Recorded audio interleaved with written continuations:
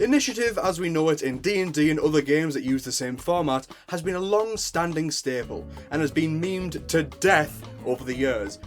Which is interesting, because it sucks. So, let's change that. Hello everyone, how's it going? I'm Ellis and welcome to Dungeon Bits. On this channel I covered some controversial topics and posed both sides of the argument called Devil's Advocate, which you can check out here. But today, straight up, I hate initiative.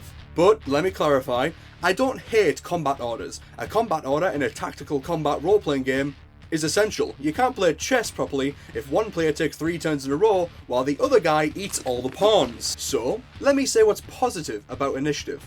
Because you roll every time, it means each combat order is different. You could be low on HP and be going last, which is bad news. But the biggest sin is that it takes so long to do. And I don't mean the fight itself, I mean the prep. The amount of times a tense, scary or long-awaited fight has started, and no matter how epically you say, roll initiative, that doesn't change how all the tension and drama immediately deflates as everyone rolls, does the adding up, then you have that one person who refuses to remember where their initiative bonus is, then you gotta arrange the players and enemies, all of that before you can even begin to do the cool fight you were ready for 5 minutes ago. A bunch of people love Critical Role for good reason, but here's a question. How many hours of Critical Role are devoted to Matt asking people what their f***ing initiative is? Whatever number you answer with, it's too damn long. No more, it can be better. But how? I got 3 ways for you. I'm currently designing my own TTRPG and I've been warring over which of these to choose because they're all good. But they also have their flaws. The first method is just choosing who goes. In a round you get to all have a turn and you choose who goes when. So after you go first, an enemy gets a turn. Then it goes back to another player of your choice, then an enemy, then a player, and so on until all have acted. Also, I don't want this video to be me dissing people about their design, so let's talk about the design and not who's doing it. Because I've been considering doing these before I heard about other people doing them in their games. First of all, you can see why this is good. No rolling, and you get to choose who goes. You get to strategize and use teamwork. Awesome! But I said each of these have flaws, and I'm not going to sugarcoat this one. First up, having the fate of who gets to go be in the player's hands, and not the dice, will result in some groups turning into whining children saying, "But I want to go first." Shut up, Billy! And let's not speculate how much salt will arise from someone saying, "I wouldn't have died if you let me go first." But we can agree that that's a problem with the group and not the design.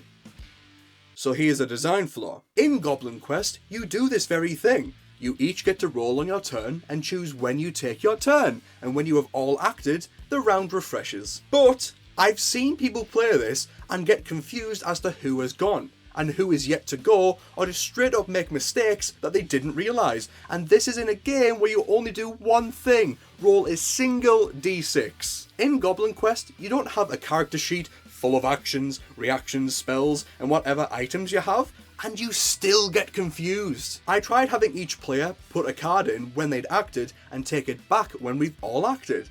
But that didn't help remember as to who put the card in and who hadn't took it out, and so yeah, that didn't work. And after doing that, when I played it for Christmas, the only way I could stop confusion was to have a fixed combat order. Of course I got sick for the day I want to record.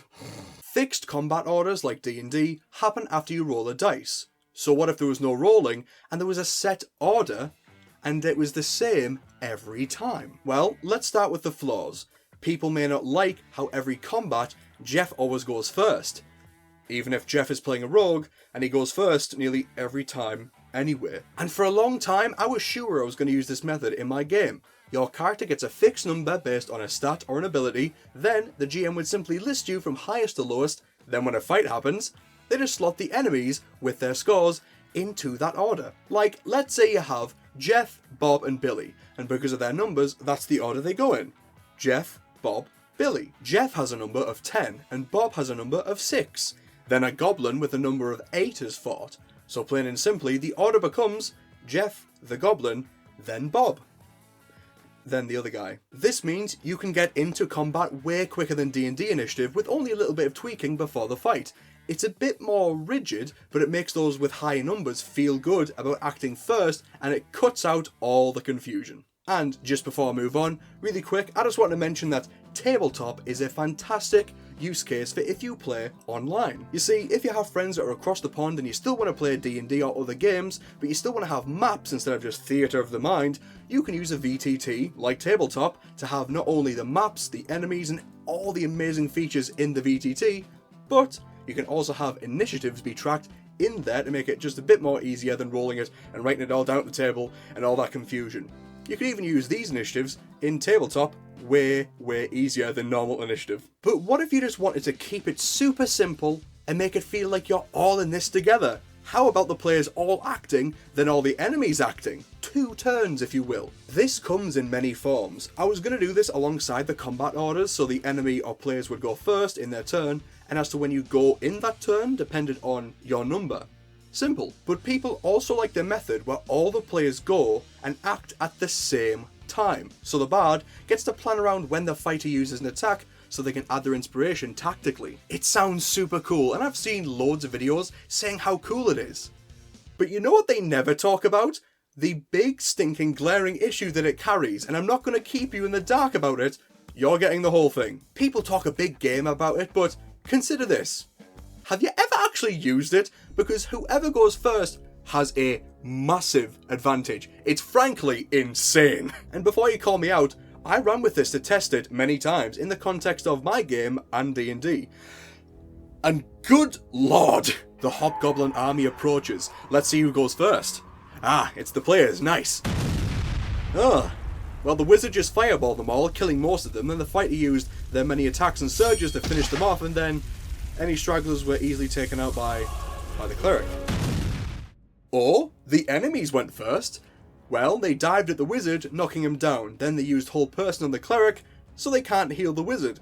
Then stood far enough away, so the melee weapon using fighter has to spend their entire action running at the goblins for him to surely die next turn, as his friends are unable to help him. So, yeah. Choosing who goes when means that what you gain in dynamic combat and teamwork, you lose in confusion. What you gain in simplicity with combat numbers, you lose in rigidity. And while having only 2 turns for players and enemies respectively gives you simplicity and dynamic combat, it also gives you speed. As in, the combat will be over nearly instantly when one side destroys your ass before you can even pull up your pants. Each of these have flaws, but they're still way better than what we have. Whatever process you choose, it's going to excite some and confuse or bore others. So, pick whatever works for you and your group. You may have better times with each of these than I have, and you may never encounter their issues. And hey, you might stick with the standard method. I'm not on the same page as you, but go for it. And I gotta say, 2023 was weird. It started with D&D creators being threatened by corporate greed, and when that didn't work out for them, over 1,000 employees got a horrific Christmas present. Content creators have been driven away, and we struggle to think of good news amidst the bad. But this year, let's pick up our pens, our mouse, our hammers, our work boots, our loved ones who feel low, and let's take back what we deserve. This year is your year. It's our year. Roll for initiative. But better this time. The fight begins. My sinuses. I'm Ellis. Leave a like to help out the channel and check out the description for my socials and products. Also, click the video on screen to appreciate the importance of originality and uniqueness in your creations. I love you all, and I'll see you next Saturday.